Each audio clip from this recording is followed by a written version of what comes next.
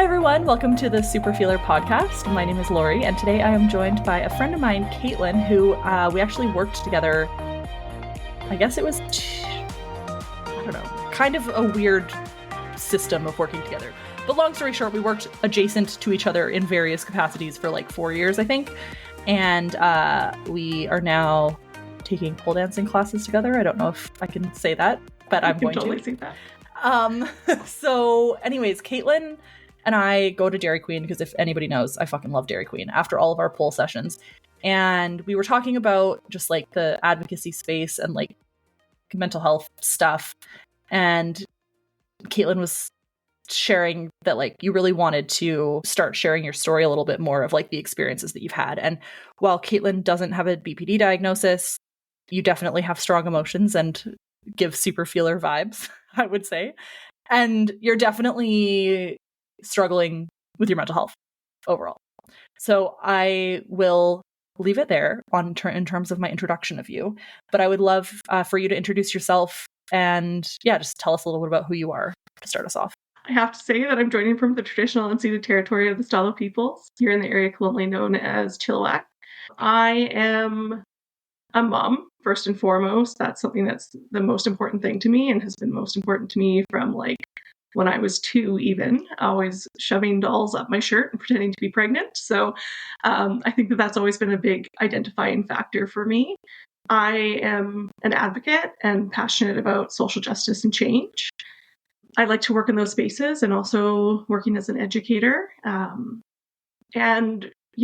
had a long history of mental health challenges from the time that I was a kid. And I think that it's one of those things that once you've had that experience, it doesn't really go away. So definitely it has its ebbs and flows. And I wanted to just share today. And if I can share something about my story that connects with somebody else, like that's why I'm here. Thanks so much, Katelyn. Yeah, I think the key component of your story that I know for a fact is going to resonate with a lot of people and be fascinating to a lot of super feelers that I know listen is your process recently. And I don't know if this is the right wording, but like essentially going through the legal system of, is it emancipating from your parents? I guess no, because you're an adult. No. Yeah. Do you want to provide context to that? So, I mean, I'll say this just like as a precursor. A lot of us who have all sorts of mental health issues, but borderline is one that definitely comes up a lot, have some challenges with like our parents, our upbringing, whatever. Parents, for the most part, doing the best they could with the skills that they had when they were raising us, but sometimes that was still not enough, and we experienced significant trauma from that.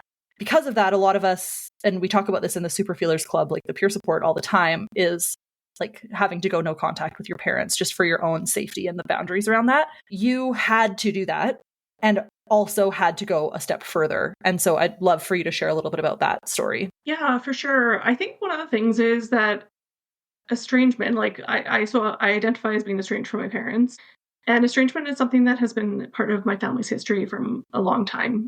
So when I was actually 13, my family estranged from one of the sides of my family. So I have experienced it. What I think is really interesting, both as a child who is estranged from my grandparents and now as a parent who is estranged from my parents and has children who are now estranged from their grandparents. I did not know that. That's very interesting. Yeah. And that's one of the things that I find really interesting is having that perspective and also recognizing what my journey was like as a teenager and where I'd say more lacked support than had support during that time and offered a lot of support. I think that that's one of the things growing up in different situations that we can give a lot of ourselves. And I think that that's part of being a super feeler, I would say, is that constant people pleasing and wanting to support others. And sometimes that comes at the expense of ourselves.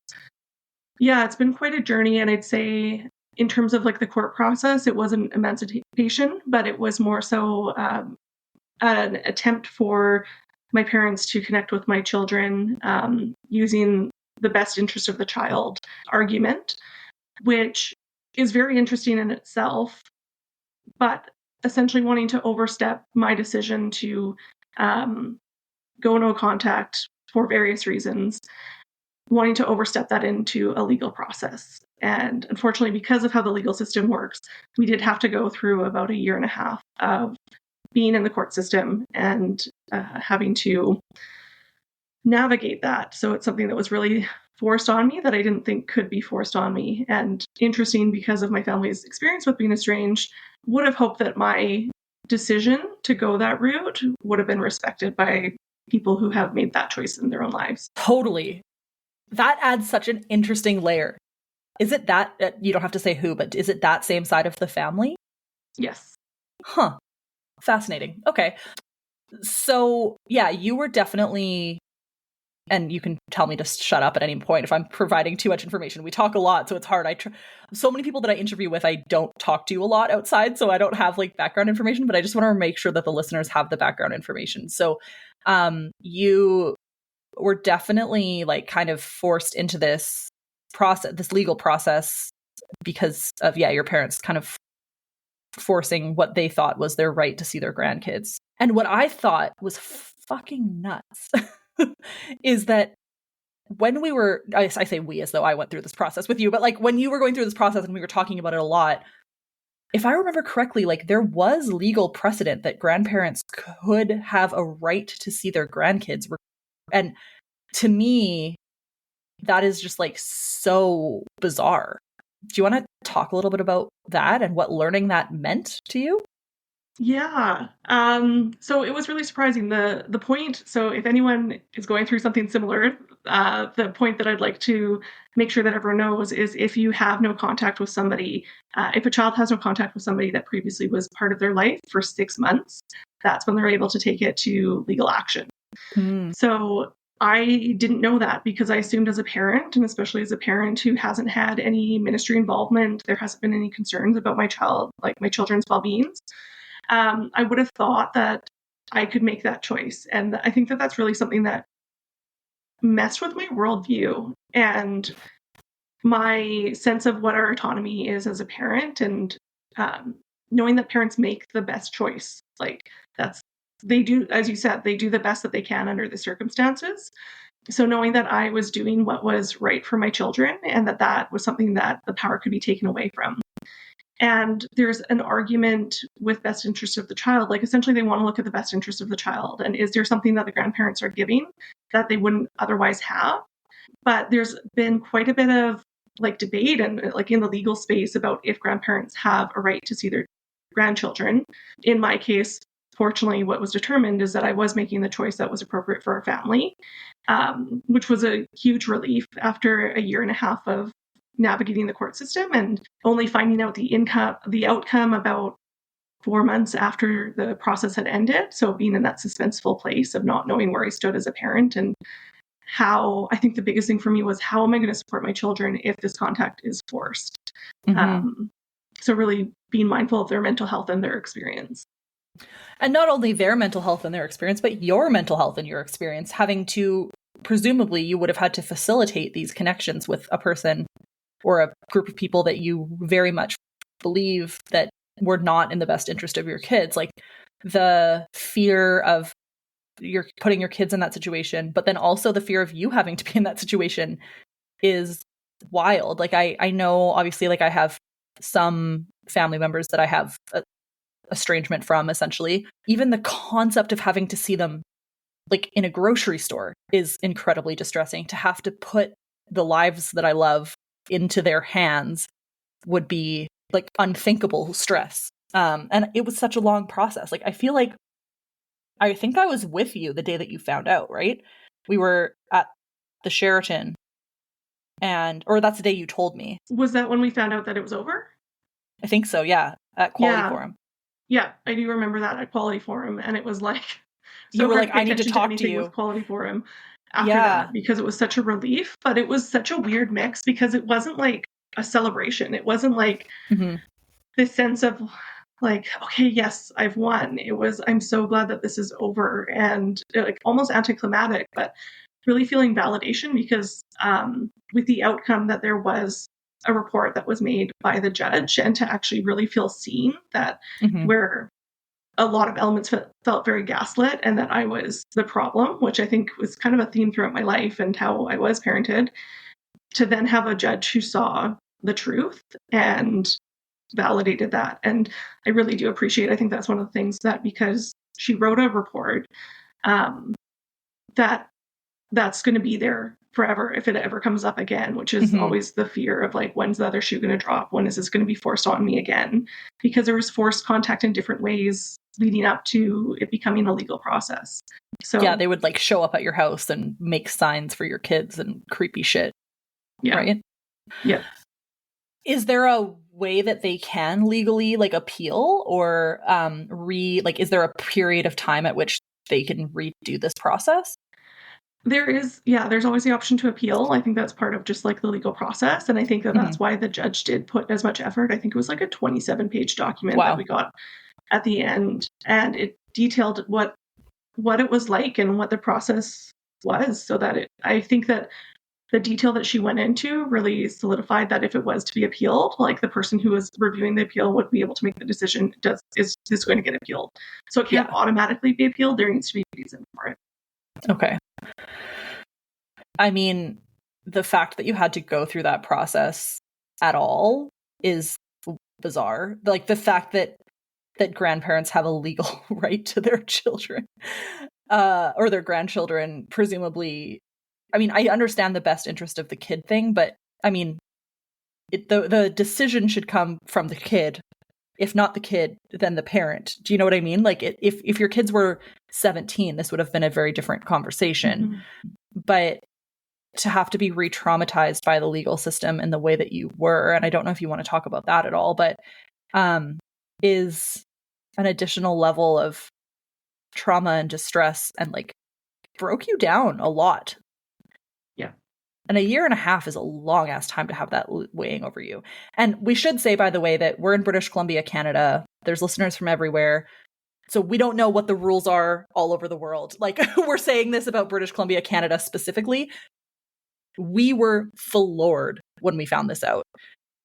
But I don't know if this rule exists elsewhere. Yeah, well, that's actually one of the interesting things, because the legal system of how it's structured, that BC, this was the outcome. If it was in another province, then it might have been the other way, which is just really, like I said before, it shatters my worldview. And I think that really is one of the things that created the most impact on my mental health, was feeling really powerless in a system. And even though the legal system or the legal process was about a year and a half, we were already estranged for about 2 years before that.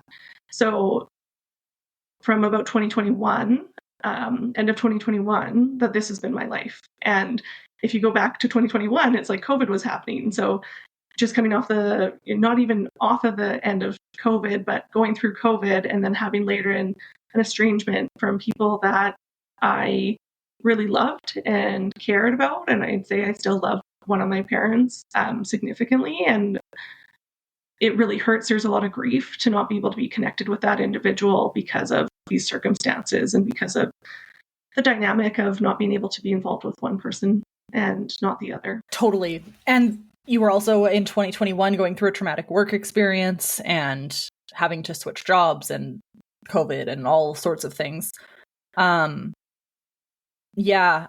of my best friends is estranged essentially from one of her parents and does have a relationship with the other parent. There wasn't a legal situation, but it's hard because you don't know who's telling who what, and it's hard to know like who to trust in those situations. So I get that, like, given the severity of what was happening, that's just like not an option in your situation. And then it almost like blurs lines that you just can't blur. It does. And even things like, there was one point where I met with my sister-in-law during the estrangement, and I know that what we talked about was shared back with my parents, and that was used against me.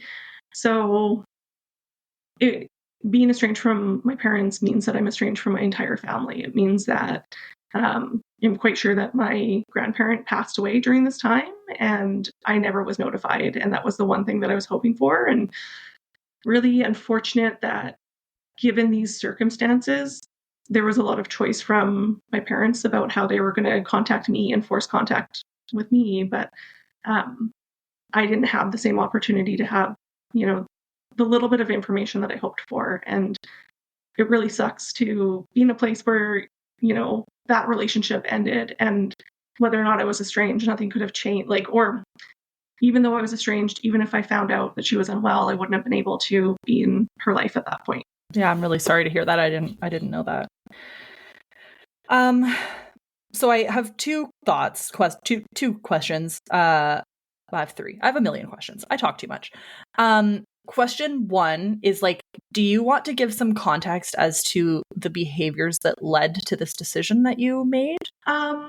You can say no also. Yeah, I don't really want to go into specifics about it, Okay. but I'd say that the main theme is that my trust was broken, and I was noticing that decisions were being made, and not just one decision, but there were decisions being made that undermined me as a parent, and information was being withheld from me when there were visits. So that was something that really concerned me. And I'd say, like, I'm fine to say too, like, as a survivor of sexual violence, knowing that secrets were being kept really concerned me, because that can be a precondition of being groomed. So it wasn't even, a fear of, is my parent going to be grooming my child, but is my child experiencing conditions that will make them more likely to be groomed in the future? Totally. Yeah, it's not that this is the individual that might be causing that specific type of harm, but like once you learn that adults tell you to tell lies or hide things, then yeah.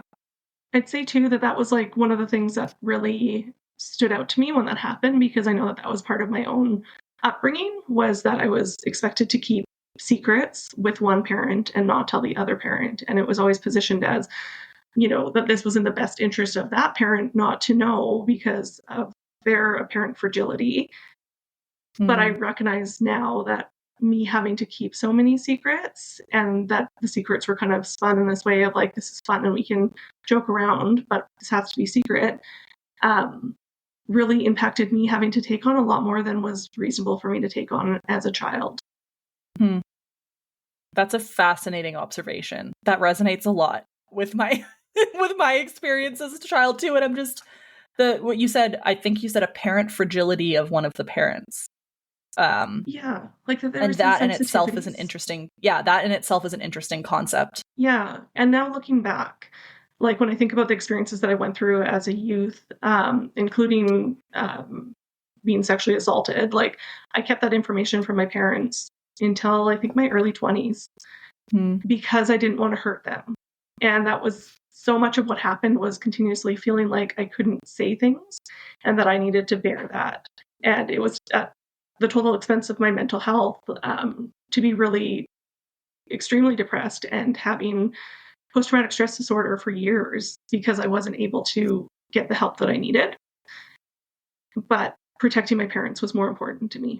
And I'd say now as a mom, like when I think about the dynamic of keeping secrets from one of my parents, as a mom, I would want to know anything that happened to my child. I would want to be there to be able to support them. So realizing the narrative that was kind of created in that setting that undermined one of my parents.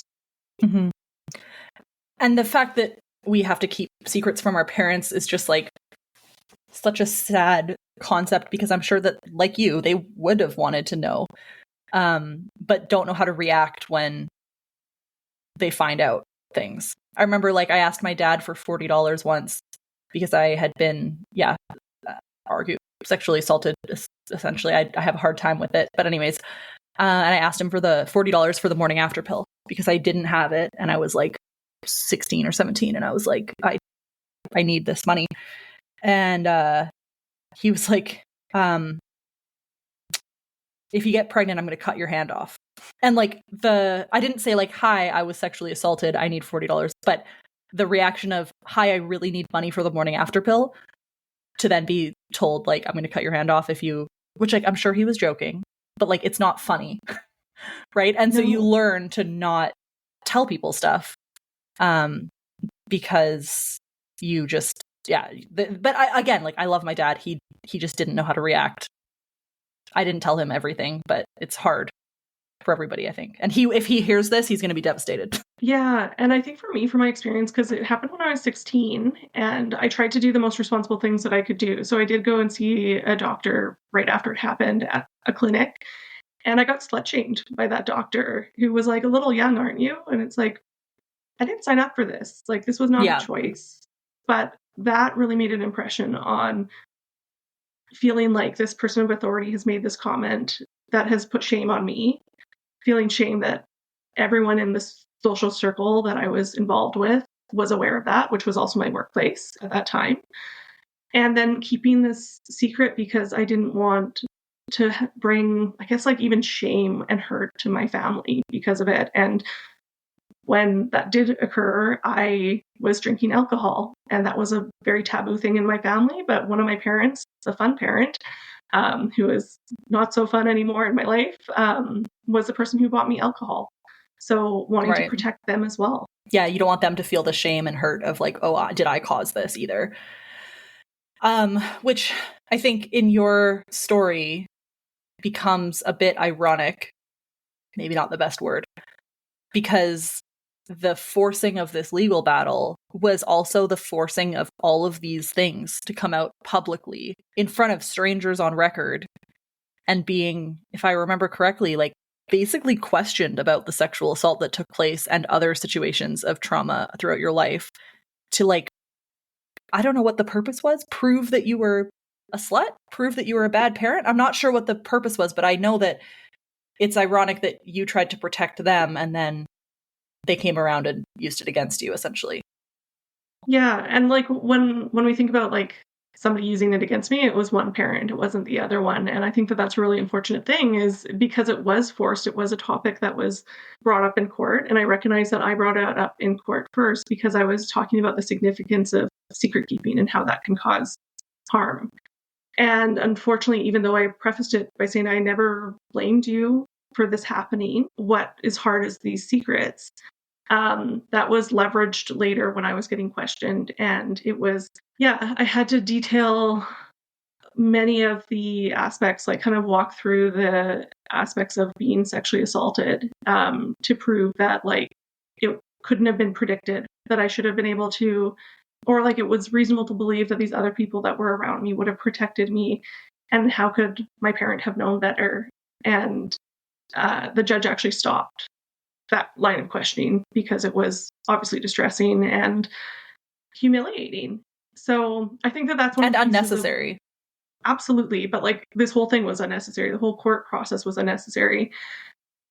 Yeah, but just really unfortunate. Like I feel really sad that that was the lengths that my parent felt they needed to go to prove their point. And it goes to show like not understanding the trauma that caused, and like that in itself, I think, even though very shitty for you, almost was like probably for the judge an awakening of like, this person is fucked. This parent is fucked. If they can do this to their own daughter,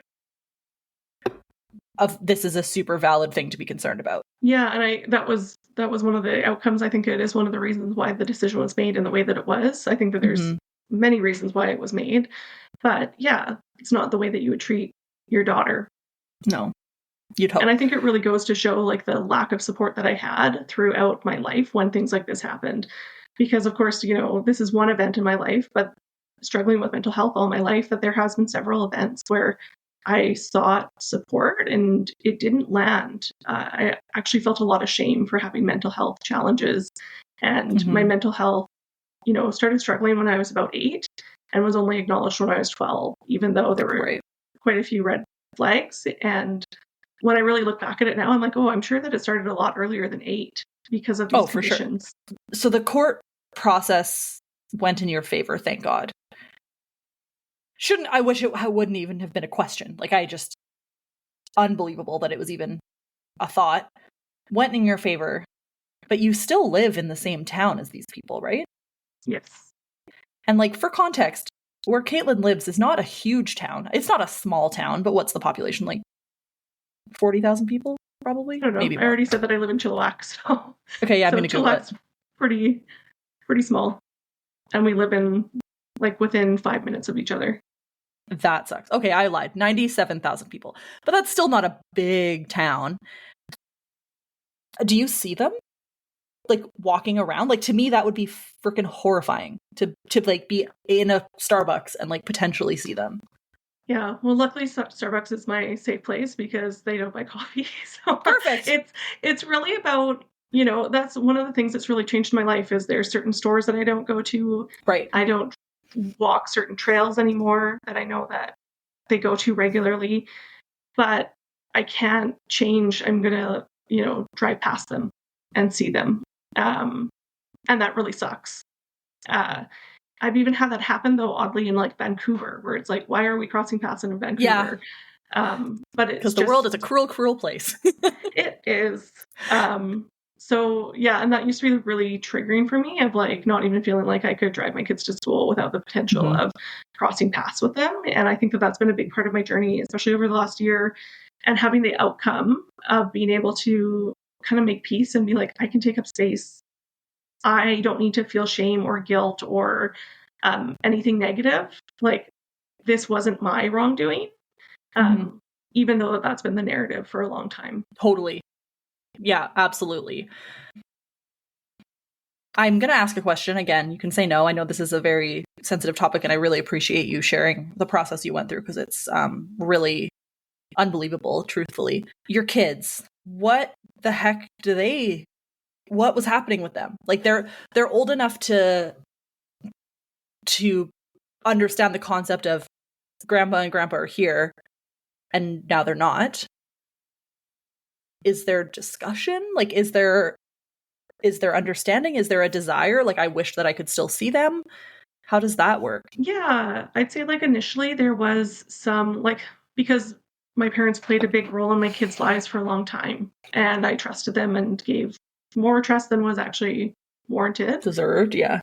And I think that also that was part of, I don't know the right word for it, but like kind of the trap of being in this relationship of having my parents be more involved than most grandparents would be. Right. However, that wasn't really to the advantage. It was them wanting to be that involved. So yeah, it was a little bit hard for my kids, especially the first like Christmas, because this happened right before Christmas, the estrangement started. And I think that was really important for me to say too. It's like when the estrangement started, I didn't think that that was going to be an estrangement. I thought that was taking a break and setting boundaries. Yeah. And then it just spiraled into a really ugly place where like I continued to try to be reasonable and saw a different side to my parent that I didn't know was there, maybe was not wanting to see for a long time, but seeing that truth. And then that really solidified that like, this isn't good for my family. This isn't good for my kids. But we facilitated a few visits, like 4 visits at a park where my kids could have that connection with their grandparents. And even just in those first few months, like we had some visits. This was before the court case altogether. Yeah, like this was the very, very beginning. Yeah, okay. Yeah. So after those few visits, like I was finding that my kids were not really asking to see my parents. And I took that as like a sign of like they're doing okay, because ultimately, as ironic as it is, because it was called the best interest of the child, and that was what was put forward. If my children were suffering or experiencing harm because of this decision, I would have done what needed to be done to facilitate it in some other way. Like I would put my own health and well-being at risk, which I think is probably what I did for a really long time, to try to create the safest experience for my kids. But we had discussions. My kids still don't know about the court process. And that's really me trying to make sure that kids can be kids and that they don't have to 100% carry the weight of adult problems. I talked to my kids about, that there were some adult issues that were going on, because I didn't want them to feel tied to the issues and feel like that they needed to take on the blame of anything that happened. Pick sides. Yeah. Because I was worried at the time that they were going to be maybe brought in to have to testify. And that would have been really hard. Yeah. Well, that was one of the things too, is because it was going the way that it was going, one of the options is voice of the child. And if you're 12 or older, then your voice can't be included. And younger than that, it's very iffy. It's like to the discretion of the judge, and both parties need to be okay with it. So 12 and over, they have to have their voice heard, or can they have can. They can. So who decides that? The kid decides? You know what? I don't actually know the details. Because I guess they were under 12, so. But if it was really going to come down to there being an opportunity for my kids to see my parents, that was going to be a choice made by the courts. I do feel like my children should have had a voice in that. So alternatively, we were able to, like, my kids saw a counselor because I really wanted to make sure that it wasn't my bias. I didn't want it to be my feelings about how this should go.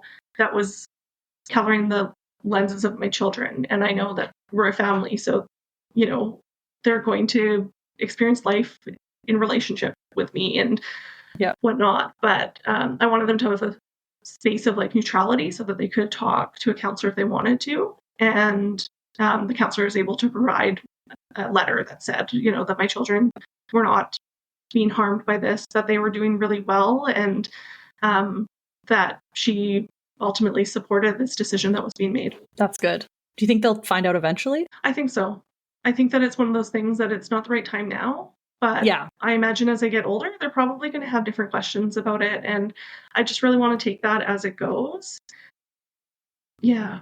But I think that that's one of the things that, like, I wish that there was more transparency in my upbringing, and because there were secrets and things like that, that I am probably more inclined to share with my kids than the average parent. But this is part of their life and part of their story. So when they're older, we'll have that it's not your secret to hold, really, right? Like, it's part of their life too, and their experience, even if they weren't actively aware that it was part of their experience. Oh, I feel for them. They're such cute little kids.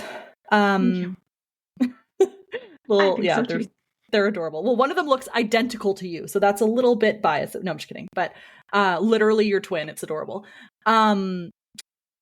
I really appreciate you being open to talk about this, because I think we don't talk about how this can lead for so long, right? Like, it comes up in every session of the Super Feelers Club. Something about going no contact with your parents or setting very firm boundaries with your parents. And a huge component of dialectical behavior therapy, which is like the main treatment that most of us have gone through, is about boundary setting and a section called interpersonal effectiveness. And interpersonal effectiveness is essentially like how to have better interactions with people around you and not be the people pleasers that we are, or lash out unnecessarily, or have no boundaries at all, because so many of us have grown up with our boundaries violated, and so it's hard to create boundaries and stick with them and all these things. But it comes up every single session, and I've been doing this for 4 years, almost 5 years. And your story is the only one that I know of that led to a court process. And while I hate that for you, I wish that it didn't, and that the parents just were like, okay, fair enough, that's the decision you're going to make. I do think it's really important for people to hear that it could go that way. And for better or for worse, I guess, like, it could have had a completely different outcome, and it was touch and go for a long time, right? Like, I remember you just having no idea what was going to happen. And it really, correct me if I'm wrong, but like, kind of fucked with your life in a lot of ways. Like, you ended up with like physical health issues that were like nuts. Like, I've never heard. Yeah. I laugh. It's not funny, but you can explain it if you want. Physical health issues. And then, like, even to this day, like, just there are impacts of this process. I don't know if you want to talk a little bit about that. Yeah. So physical impacts, stress impacts our body in all different weird ways, right? So you can have those autoimmune responses. And in the process of going through the estrangement and court situation, I developed weird allergies. And it's one of those things that it's like, can you make that connection? But also, yeah, like, I actually felt it so strongly that if I got served papers, or if I knew that I was going to see somebody in court, like, I would feel the stress, and then weird things would come up. So I'm still allergic to red peppers, which I've eaten all my life. But even at a point, I became allergic to black pepper, which is in everything. Terrible. Yeah. I love eating out, which I feel like it would probably be a good thing for saving money, but also I would rather enjoy food. So luckily, as I've really taken time to heal over this, almost a year now, that I'm settling, like, my system is settling down, and I'm able to, like, eat black pepper again. Still can't have red pepper. There was like a whole bunch of things that you were allergic to, though, right? Like, I don't remember if I was your manager at the time, or not. But like at one point you were like, I'm in the hospital. I just had anaphylactic shock and I've eaten this thing my whole life. Like it was bizarre. Yeah. Yeah, it wasn't quite anaphylactic shock, but it was getting there. Like we did call 911 and it was from eating a pear. And I love pears. Right, Pears are my that's what favorite it was. fruit. So I'm so like agitated and I'm scared to eat pear. I've had cooked pear and that was okay, which is like a weird part of this specific allergy, oral allergy syndrome. That if you eat things cooked, that they can sometimes be okay, but it's like, do I really want to roll that dice? So weird. Is it because the enzymes in them are different when they're cooked, I guess? I guess so. And it's like the degree, how fresh it is as well. Like if it's in season, then you're going to be allergic to it. If it's not in season, you're not going to be. But I'm like, how does fruit produce when it's not in season? Like, well, with the trade war, we're probably not going to get any food that's not in season. So that's good, I guess. Maybe. Yeah. That's not a funny joke. That's a really bad joke. But I'm just touchy about it. Anyways. I'm there with you. Erin yesterday was like, I was like having an existential crisis about it all. But for context, we're recording this on February 2nd, 2025. So like the trade war was officially announced yesterday and it's going to come into place like soon. And I was like stressing out about it. And Erin's like, I don't usually tell you this, but like you might want to address your counselor about some of these concerns that you have. And I was like, does that mean that you're over me talking about this? He's like, no. I just think that your counselor might want to know about how you feel. Anyways, sorry, that's totally random. Pears, pepper. I remember going out to eat with you, and it was like, because we used to go to conferences and stuff a lot, and it was like, what are we supposed to eat? Katelyn's here. Like, how can we possibly do this? And then you went blind. Oh yeah, that was part of diabetes, which also diabetes can be like, diabetes can be caused or in relationship with stress, right? So yes, I'm a person who has had many frappuccinos in my life. You do fucking love frappuccinos, can confirm. I do. That's actually like really reduced since like having diabetes though, and like being on medication. So I find that interesting. There's actually like a too sweet, which never existed before. So yeah, there's like a part of lifestyle, but knowing that I got diabetes when I was really kind of at my wit's end and was like, no, I cannot do this anymore. Had sent an email, like, I think like a month later saying like, no, I can't, no contact, like, please don't contact me anymore. Which is ironic because like in February, that's when I got served. So it continued. Right. But yeah, got diabetes, went into the hospital and they're like, oh, how long have you had diabetes for? I'm like, I didn't know I had that. Yeah. Because my blood sugar was like 29 and now it's like 4 on a regular basis. So it was like so high and I couldn't feel my hands and my head. Like I was shampooing my hair and I'm like, I don't even know what's going on with my body right now. So decided to go to the ER. Right. But that could be dissociation too, right? So you were probably like, oh yeah. I'm stressed. It's dissociation. Totally. Yeah. And then, so went into the ER and the next day my sugar levels were so high that it impacted my vision to the point that I couldn't drive. I couldn't work really for 6 weeks. And even as a passenger in a car, like I couldn't see the gas numbers. Like when you drive by those signs, like I had no idea. So I think that was really, definitely felt really scary and really vulnerable. But when you say that like, oh yeah, there's lifestyle factors to diabetes. Yeah, 100%. But also your shit hit the fan so quickly at such an inopportune time that I have no doubt that it was connected. Even if it was connected in the sense that like you were eating more whatever carby, sugary food because of the stress. Like or you were ignoring symptoms because you thought it was other symptoms of stress. Like it all was connected 100%. The timing couldn't be more suspicious. And that's also what I heard from healthcare providers is like there's so many weird things popping up, like also like gastrointestinal issues that was landing me in the hospital. And like it was like, oh, I have to go to court in 2 weeks and then being in the hospital because of all the stress that was happening. So even though I didn't have that medical, this is definitely because of stress, that was something that was taken into consideration when I talked about that in court, that it was having that degree of impact on my body. And now even, we're in February and I found out in May the outcome, like my body is still like my nervous system is not good. Like I'm still trying to chill out and really take care and have that healing. Yeah. I mean, I did want to potentially address that. I would say as like a friend perspective, like your mental health has not, I've never seen your mental health this bad. Mhm.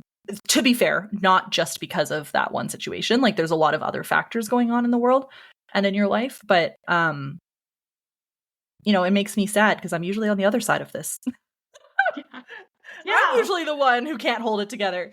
But But you know what? This is good because I said the other day or like a few weeks ago, I'm like, can we coordinate this so that when you have your yeah, lows, I have my highs and vice versa so that we can actually support each other? Because it really sucks when we're both down. yeah, I think But September and August was a bad time because I think that we were you called me or I called you or something to like, one of us was trying to get support from the other person and needed an ear. And I was like, yeah, so I'm pretty sure I'm going to kill myself. And it was like, oh, all right, well, this isn't helpful. I don't know. And you know it's bad when my people pleaser self is not like, it's fine, how are you? Because like I'm always the like protect the other person like vibe. So yeah, for it was sure, funny. It was like funny in the like pathological funny way that like everybody that listens to this podcast understands because we were both like, totally. God, this is inconvenient. Can't you just hold it together for 1 second while I need you? Well, and then I switched into like people pleaser mode because even though I was like in such a bad place, I was like, oh, do you want to meet? I can like come and like how I can I love know. you?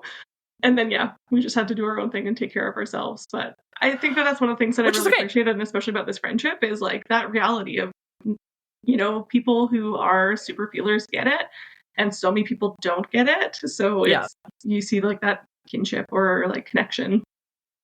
Yeah, and I think we've been connected on that front for many years now because it's hard to explain these things to people who don't get it. Whereas, like, I don't have to explain some of these things to you, if that makes sense. And Mm-hmm. I'm sure vice versa. Yeah, absolutely. Yeah. Yeah, I'd say too, like, because you said that this is probably the worst that you've seen me, and like it's Mhm. been a long time of kind of being in that space. I think that that also comes with the masking of for so long Yes. being a people pleaser, for so long trying to be protective to my parents, even though I was in crisis in many ways. Um, Always wearing a mask. And it's really been hard because that's one of the pieces that I'm trying to commit to now that, it's almost like having a second teenagehood. Like this estrangement is like, who am I? Because Yeah. I thought I was this person, and now realizing how much of my life has been really, because our worldviews are impacted by the people that are in our lives. So So much. essentially Yeah. being taught to like worship people or a person who um, should have cared or provided different support for me for a long time. So now kind of seeing the light and having to figure out what does that mean for me now. And I hope that you don't take my this is the worst I've seen you as an insult in any sense. It's been telling to me because I think we've always known that we're both like sensitive people. Mm-hmm. Yeah, it's never been as like obvious that you're struggling. And again, I totally get the masking thing, but I also think it's accumulation of a whole bunch of things that have come up over the years. And I'm really like thankful that you're willing and open to like talk about some of these things, even if it's just to me privately, like whether like, yes, we're recording this, but like we don't have to publish it. Like even Mm-hmm. just to be able to say like, hey, I'm not doing well is a really hard thing to do. And I really appreciate that you're able to do that. Even if I have no answers for you. Like I think the other day we were chatting and I was just like, you were saying something, I don't even remember what it was. And I was just like, I'm sorry. Like I have nothing. Like I wish I could help, but all I can do is say like that really fucking sucks and I'm sorry. Yeah. Yeah, and I think that's part of it. It's not even needing people to have answers. Like, I go Yeah. to my counselors to try to find answers, but like to have people who choose to be in my life like you do and to just Mm-hmm. be seen and knowing that so much of my life I haven't been seen or those parts of my life where, I haven't been seen are maybe being chosen not to be seen because it's not okay to be emotional and it's, suppress your emotions and it's funny because I am in the process of getting a tattoo and I have like my teenage self on my thigh and then I'm going to have my like child self at about 2 on my leg and I look so like cranky in this photo and I've chosen that one because all throughout my childhood I was told like smile for the photos. And that was never an authentic thing for me, which should have been a sign in itself. But I'm like, that was resistance to be like, fuck this, and like just have a cranky face. So I'm like, yeah, that's my inner child that I'm going to love and have on my body now. Oh my God, I can't wait to see it. I can put, if we put this video up on Patreon or on like social media, like the clips of it, I can put the pictures if you want. So totally your call. But I can like add images to this because I want to see it.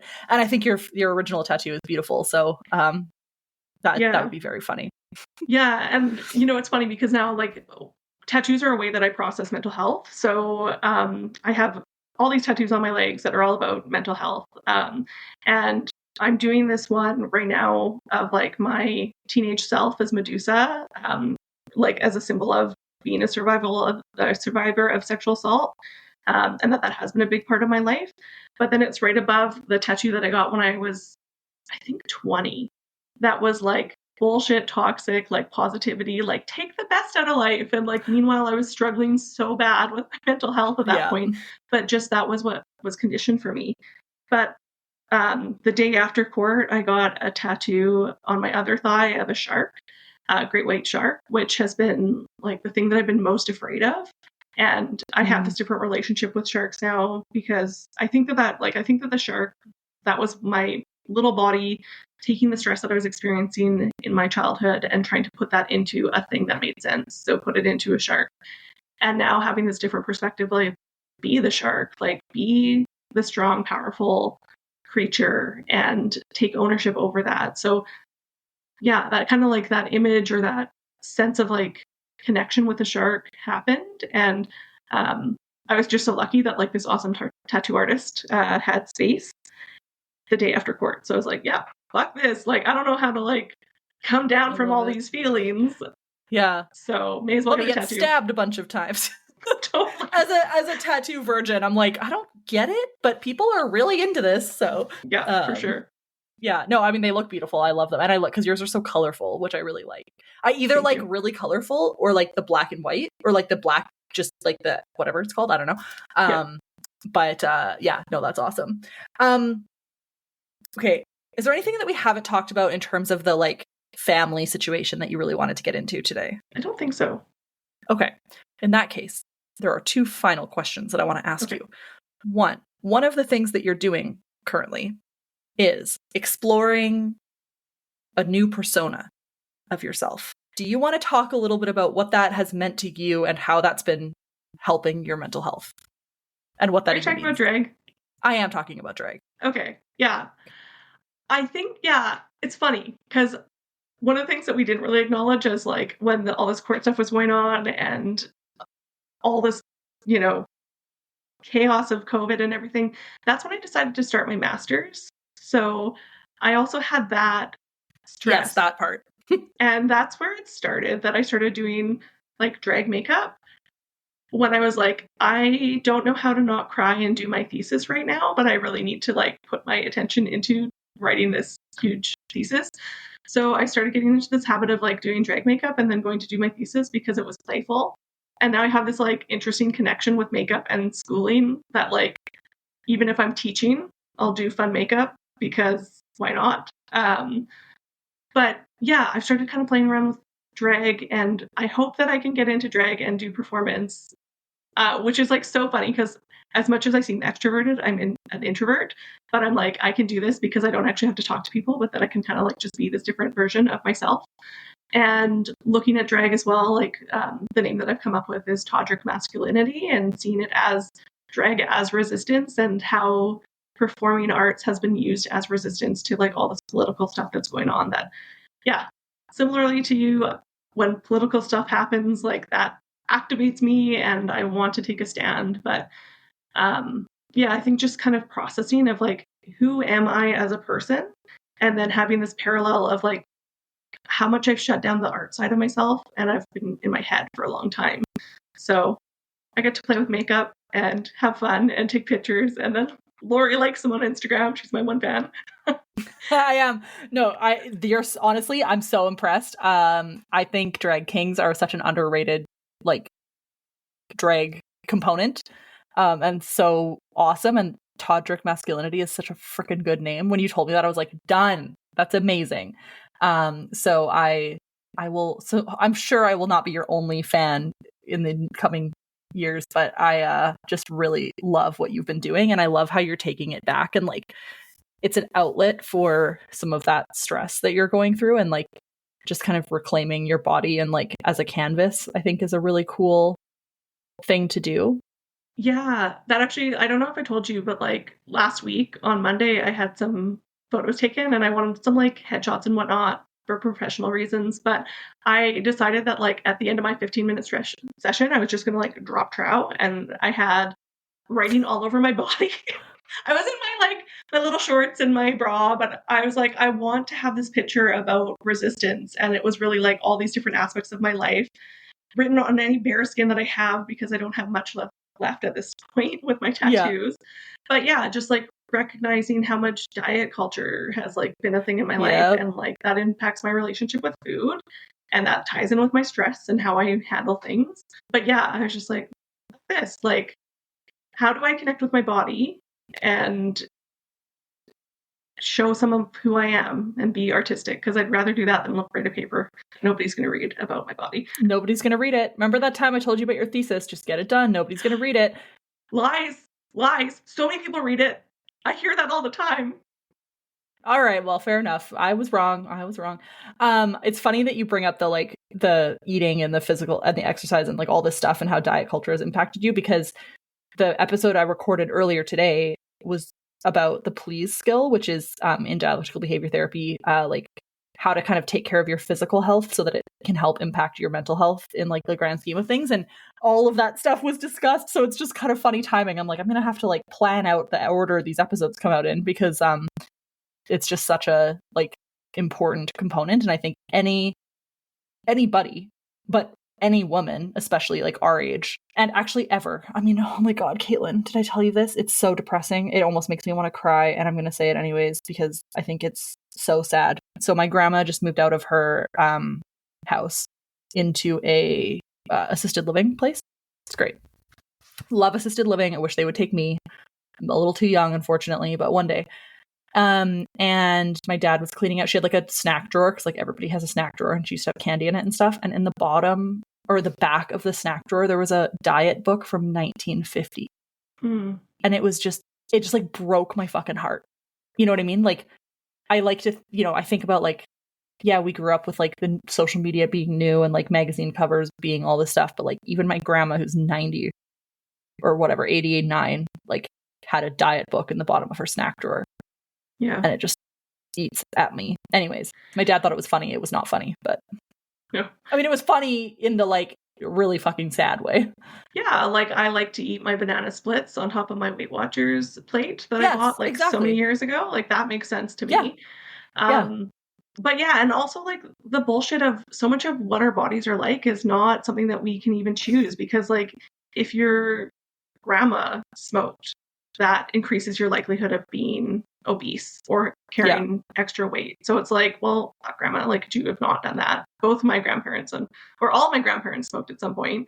But yeah, like it's so much out of our control. And I think that that's one of the things too, like looking back at pictures and like of my youth when I was trying to plan this tattoo and whatnot, like seeing these pictures, I'm like, man, I was like so thin. And I at that time thought I was fat. Yeah, 100%. And I remember starting to be told that I was a fat bitch when I was 10 by my brother. So, that's all I knew of my body, and being, reminded to like pull my shirt down so that my belly wasn't showing in photos if I was being too expressive, because I talk with my hands a lot. Like, yeah, because that was the worst thing that could possibly happen to us, is being fat. Yeah. Yeah. And we've got to fight that every single day still, right? Like, we do. And it's always in the back of my head. Yeah. As a mother, like, how do I shift what my daughter's experience is of this? And I hope that I'm doing a good job. We'll see as life goes, because she's going to be impacted by social media. I hope that she's not into social media, but like, let's be real, she's going to want social media. But trying to build up. I mean, I thought we were coming somewhere. I thought the world was going somewhere. We were kind of getting into the like body neutrality, body positivity, like any sizes, like health at any size.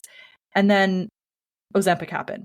And I am 100% for Ozempic. I think like people should be able to take drugs. I think it's a miracle drug for a lot of reasons. I'm 100% for it. But I also am so worried that drugs like that are going to lead us back to the heroin chic that we had with the Hiltons growing up.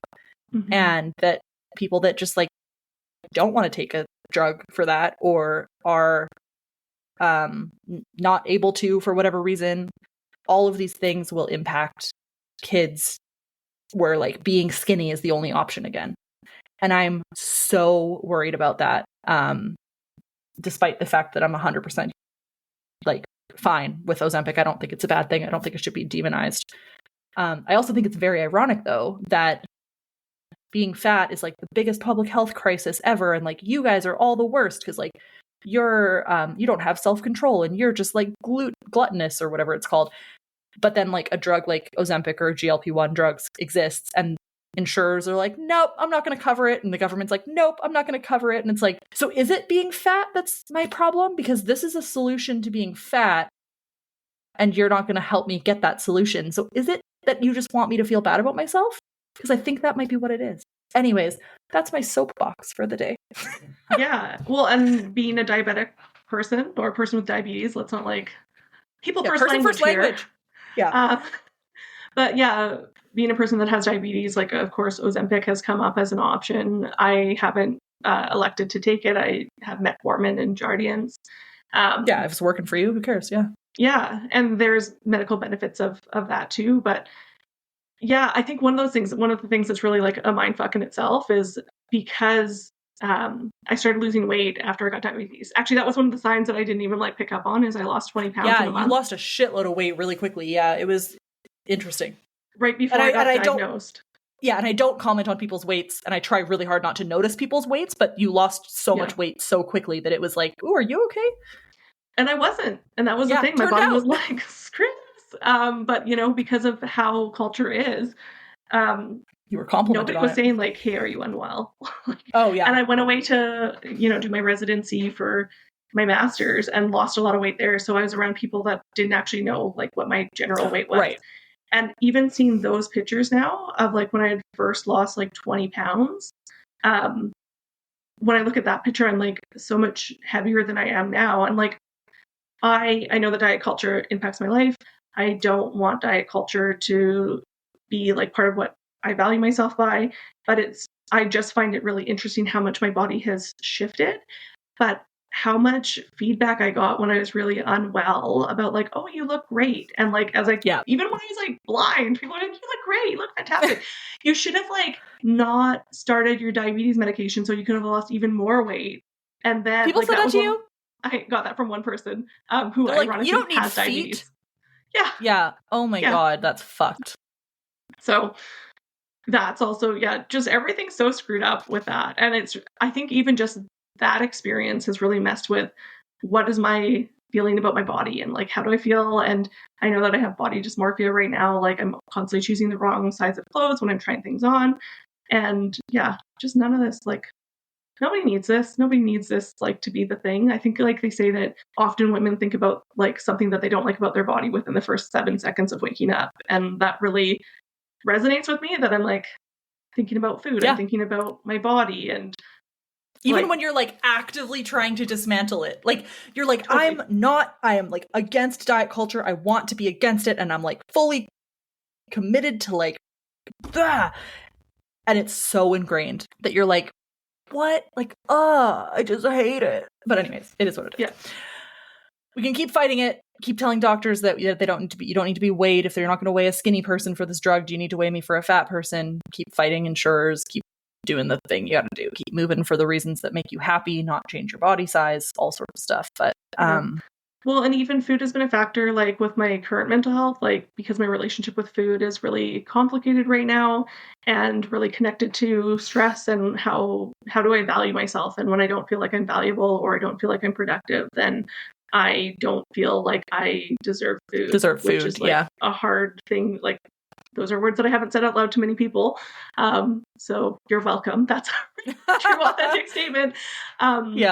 But trying to like deal with that and even having my doctor who's like, oh, you're losing weight. Like that's Great. okay. And I'm like, no, I want to talk about my mental health and why this is challenging and why this is an issue. And you're dismissing it because losing weight when you have a little bit of extra weight, which is not like, still being average body size, but it's totally. even in the medical system.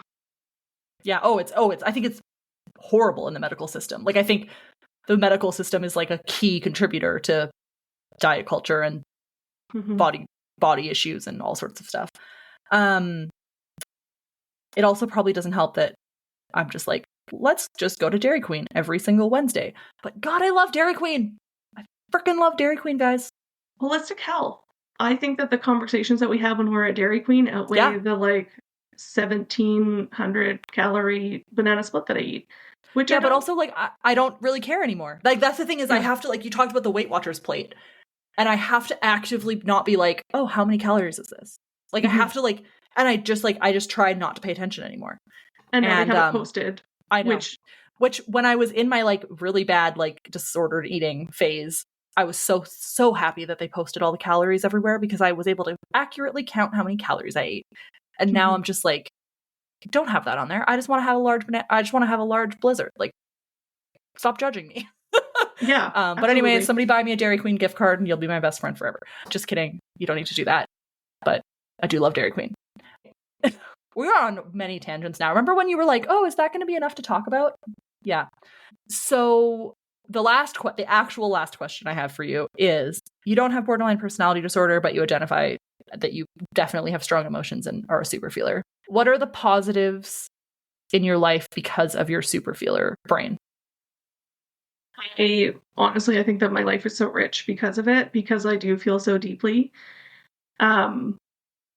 I think that it is also the reason why I've navigated things with such passion. And like, I'm a super passionate person, and sometimes that's to my detriment. Like, when I work, I'm like so passionate that even when I'm unwell, I'm like thinking about the things that that I'm passionate about. So, but I'm so glad that I have that. And when I think about how I've navigated challenges, like, nobody should have had to go through what I've gone through. And at the same time, so many people go through things that they shouldn't have had to go through. Like, as much as my experience sucks, and like, yes, like, I'm the first person that's had to navigate, like, that of that's had to navigate it through the court system. I know that there's other people who have had to do it, but other people have like equally as sucky things that happen in their life. So I really do have that appreciation of like, when you feel the real darkness, you can appreciate the light more. And I get to have a deeper relationship with myself. Like, I don't feel bad for people that haven't experienced trauma, because that's probably not the right idea to have. But like, I do think that there's a different quality of life that somebody has when they've gone through some stuff. I totally get that. That's so funny. I've never heard it worded quite, but I agree. I mean, I think that having strong emotions and being passionate about stuff is like the best possible thing that we could have. I can't imagine a life where I'm not passionate. That would be miserable, and probably a lot easier, to be fair. Probably. Because, but like, you and I have both worked in like cultural safety and humility and anti-racism, and it's like, if I didn't have that passion, if I didn't have the like experience of darkness, like, I'm a non-Indigenous person, so like, I know like I've got parameters around how much I can be involved and whatnot, but would I not be as passionate to be in anti-racism? Would I choose something different to be in? because it doesn't personally affect you. Yeah, because being in anti-racism can kind of like chip away at your core sometimes. Like, it's hard to maintain in that as well. Yeah, and just like systems level problems. I mean, Katelyn and I have had jobs where we've worked together, and just like every single frickin' day, you're getting hit by another roadblock in the system. And that eats at you. You start to just be like, I don't trust anything anymore. Yeah, and like, I know that you and I know this, but just like, to be more broadly, it's never the working with people to try to deal with the barriers. It's like the barriers, the unnecessary barriers that come up even within a work organization, the unnecessary barriers that are just like, why is this so hard? Like, if we could just look logically about like centering this person and what their needs are. It would be obvious. It would be obvious, but like, we're just so caught up in these like very colonial systems and paper-based systems, and people not wanting to take accountability as well, that it's, that's the part that chips away. Yeah, it definitely does. And I think because we're passionate, it can chip away extra. because it's not like, you know, you go to work and you're just like, I don't give a shit about this, but I'm going to work 8 to 4 and then I'm going to go home and do whatever. And for people like us, that's not an option. No. And I'm blessed that we can both work like in areas that are exciting for us and like that we're passionate about. But at the same time, I think about working at McDonald's and Starbucks all the time. Or like I used to work at La Senza and I would just like fold underwear on a table for 8 hours. And it was the best. Because you just like, you're sitting there folding underwear and like, you can just do what literally nothing and it's fine. And then you leave and you go home and then you don't think about it. Yeah. And you don't think about panties when you go home? No, I used to think about the guy that, well, there was a couple of creepy situations. Like there was a guy that used to come in and just smell all of the stockings every day. So that was fun. So I used to think about people like that. I still think about that man sometimes and wonder where he's at. But normally, no, I did not just go home and think about panties and bras. Yeah. Yeah. And like I fall asleep thinking about, you know, the situations from work. Like that's just how it is when you feel so deeply. And yeah, for me, like I used to be an early childhood educator, which was really like the reason why I got into ECE. One, because my parents kind of said like, you should either be like a 911 operator or like, here's an opportunity to go be an ECE, which I thought was funny because like, they're like, you are interested in like people's mental health. So maybe you should be a phone operator. And I don't see the connection, but like I had certain ideas about what I was able to do. And I really like highly regard early childhood education. I'm still very active in the community. But yeah, there are days where I'm like, I just want to go change some diapers. Like I just want to play and dance and like put out some messy art. Like I miss those days sometimes. But I'm really glad that I've gone on this journey that I've gone on. And I'm happy to be connected with the ECE community in different ways now. Me! Yeah. Who's the opposite of ECE. I'm as far away from changing diapers. If I can go my whole life without changing a diaper, I'll be thrilled. Have you never changed a diaper? No, I think I've helped change diapers before. I've been given like a tutorial here and there. Because apparently boys will like pee on your face. It's like gotta hold her down. It's never happened to me. I think that's a little... It's physically possible. I love that this is what's getting recorded right now. Like, it's physically possible. But I've never... This is high quality content. Yeah. So I think like my friends have had kids and I've like been like taught to like I've like helped them to like learn. But I don't think I've ever like had to change a diaper. And you know what? I'm 31 and I'm okay with that. Like, I don't need to. I don't want to. I'm okay with, especially somebody else's diaper. I mean, I like, I don't want to change my own diaper either because I don't want to have to wear a diaper. But like changing somebody else's kid's diaper would be. Like, let me just qualify this that like changing diapers was probably why I left ECE. At the end of the day, I was like, oh, love it. You're not like so into it. Yeah. Like, there's some days where it's like changing diapers sounds nice right now. I get it. I really do. Anyways, thank you so much, Katelyn. This was so much fun. I told you we would have plenty to talk about. We did. This is a bit of a tangent, but that's okay. People like tangents. So thanks for coming on and sharing your story. It's really important and brave. Awesome. Thank you for having me. And I hope that there are little bits and pieces that maybe support other people in different ways. I'm sure there will be. Thank you so much for listening to the Superfeeler podcast. This episode was recorded on the traditional and unceded territory of the Matsqui and Sumas First Nations.